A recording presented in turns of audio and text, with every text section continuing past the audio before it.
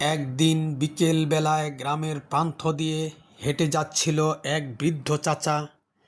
বৃদ্ধ চাচার হাতে ছিল একটি ভাঙ্গা হাঁড়ি, আর মুখে ছিল খোঁচা খোঁচা দাড়ি। বৃদ্ধ চাচার পাশ দিয়ে হেঁটে যাচ্ছিল এক কিশোর। কিশোর চাচাকে ডাক দিয়ে বলল, চাচা, আপনার হাতে ভাঙ্গা হাঁড়ি কেন? আপনি এই ভাঙ্গা হাঁড়ি দিয়ে কি করবেন?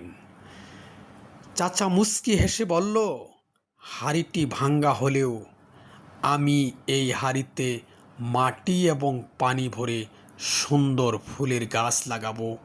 সেই গাছে বসন্তের ফুল ফুটবে, প্রজাপতি আসবে, ফুলের ঘ্রাণে মন ভরে যাবে। আমি এবং আমার হাঁড়িটি বয়সে পুরনো হলেও আমরা নতুন কিছু জন্ম দিতে পারি। বৃদ্ধ চাচার কথা শুনে কিশোর ছেলেটি হতভম্ব হয়ে বৃদ্ধ চাচাকে বলল, চাচা, আপনি একটু দাঁড়ান। কিশোর ছেলেটি দৌড়ে বাড়িতে গেল।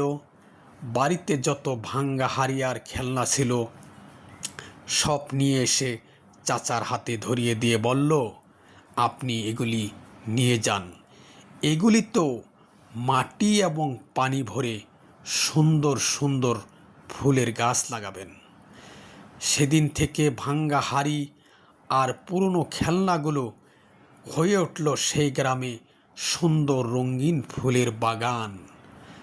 সেখান থেকে সবাই শিখল, ভাঙ্গা মানে শেষ নয়, ভাঙ্গা মানে নতুন কিছু শুরুর সম্ভাবনাময়।